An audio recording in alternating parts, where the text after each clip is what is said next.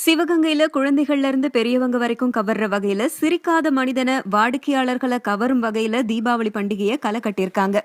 சிவகாசியில தீபாவளி ஜவுளி விற்பனை களை கட்ட தொடங்கியிருக்கு. சிவகங்கையை சுத்தி இருக்கிற 100க்கும் மேற்பட்ட கிராமங்களை சேர்ந்த மக்கள் சிவகங்கை நகர்ல உள்ள வர்த்தகத்தை நம்பிதான் இருக்காங்க. தற்போது தீபாவளி சிறப்பா ஜவுளி கடைகள்ல வாடிக்கையாளர்களை கவர சிம்மாசனம், பொம்மைகள் அப்படின்னு சிரிக்காத அதிசய மனிதனை சிரிக்க வச்சா 1 லட்சம் ரூபாய்க்கு தீபாவளி ஆடைகளை பரிசா அறிவிச்சிருக்காங்க. சிரிக்காத மனிதன் திண்டுக்கல் பாண்டியன் என்ன சொன்னாருன்னா, என் பேர் பி தங்கபாண்டி. நான் திண்டுக்கல்ல இருந்து வந்திருக்கேன் சார்.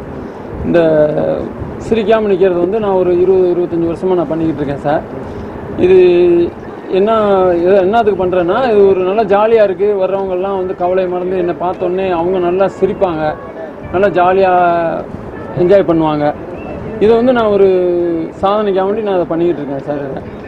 வேறு இது இல்லாமல் இன்னும் நிறையா வேர்ல்டு ரெக்கார்டு பண்ணணும்னு, ஏதாவது சாதிக்கணும், நம்ம இந்தியாவுக்கு தமிழ்நாட்டுக்காக வேண்டி நம்ம ஏதாவது பெருமையாக வாங்கி தரணுங்கிறதுக்காண்டி இப்போ நம்ம அதை பேர் மாரியப்பன் இப்போ சேலத்தில் ஒரு ரெக்கார்டு, இப்போ வேர்ல்டு ரெக்கார்ட் பண்ணிட்டு வந்தாப்பிள்ளைங்களா, அது மாதிரி நானும் ஏதாவது சாதிக்கணும், ஏதாவது ஒரு ரெக்கார்டு பண்ணணும் அப்படிங்கிற ஒரு வழியில் அதை பண்ணிக்கிட்டு இருக்கேன் சார்.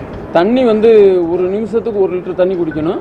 10 நிமிஷத்தில் 10 லிட்டர் குடித்தோம்னா அது ஒரு ரெக்கார்டுங்க சார். நான் அது மாதிரி 6 நிமிஷத்தில் 6 லிட்டர் அட்டண்டத்தில் குடிப்பேன் சார். இப்போ கொஞ்சம் கொஞ்சமாக ட்ரை பண்ணிக்கிட்டு இருக்கேன்.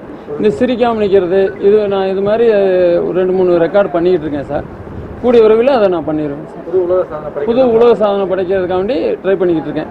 இந்த மாதிரி உடையாளங்காரம் எதுக்கான இது ராஜா வேஷம், இது ராஜா மாதிரி இருக்கும். சின்ன குழந்தைங்கள்லாம் பார்த்தாங்கன்னா நம்ம பார்த்தோன்னே ஒரு சிரிப்பாங்க, நல்லா இதாக இருக்கும், வித்தியாசமாக தெரியும்.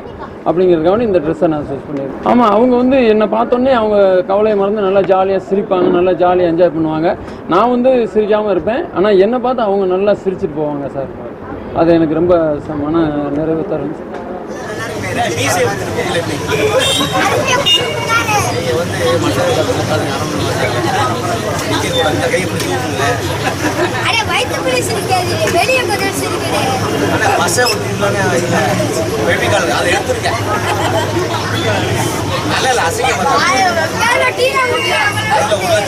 சிவகங்கையை பொறுத்தளவு இப்போ தீபாவளி சீசன் களை கட்ட ஆரம்பிச்சிருச்சு.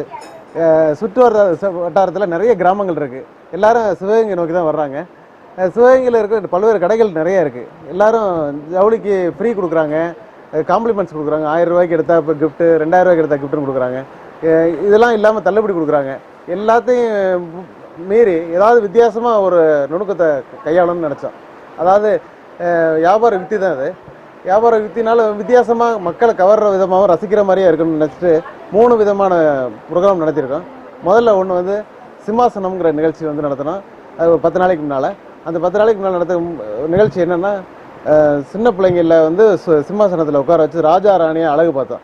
அது பெற்றோர்கள் ரொம்ப மகிழ்ச்சி அடைஞ்சாங்க, வாடிக்கையாளர்கள் ரொம்ப மகிழ்ச்சி அடைஞ்சாங்க. அடுத்தபடியாக சோட்டா பீம், அப்புறம் மிக்கி மவுஸ் குழந்தைகளை கவர்ற விதமாக அது இருந்துச்சு. அது ரொம்ப வரவேற்பை கொடுத்துச்சு. அடுத்தபடியாக இன்னொரு ப்ரோக்ராம் இன்றைக்கி நடந்துகிட்ருக்கு. அது என்னென்னா, சென்னையில் ரொம்ப பிரபலமான ஆள், சிரிக்காத மனிதர், எல்லா ஆளுகளுக்கும் தெரியும். ஒரு ஜென்ரேஷனுக்கு, இப்போ வர ஜென்ரேஷனுக்கு தெரியாத நபர். அதை சிவகங்கையில் எல்லாரும் பார்த்து ரசிக்கணுங்கிறதுக்காகவே அவரை கொண்டாந்துருக்கோம். அது மிகப்பெரிய வரவேற்பு. அவரை சிரிக்க வச்சா 1 லட்ச ரூபா பரிசுங்கிறத அனௌன்ஸ் பண்ணியிருக்கோம். அந்த பரிசுமே ஜவுளியாக 1 லட்ச ரூபா வாங்கிக்கலாங்கிறத இந்த தீபாவளி கிஃப்டாக கொடுக்கலாம்னு சொல்லி பிளான் பண்ணியிருக்கோம். மிகப்பெரிய வரவேற்பு, நிறைய வாடிக்கையாளரை கவர்ந்துருக்கு. நிறைய பேர் ரசிச்சுட்டு இருக்காங்க.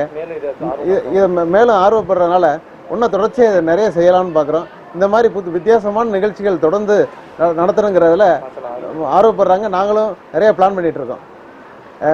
சிவகங்கையிலேருந்து பேசுகிறேன். சையத் இப்ராஹிம், மகாராணி சில்க்ஸ் உரிமையாளர்.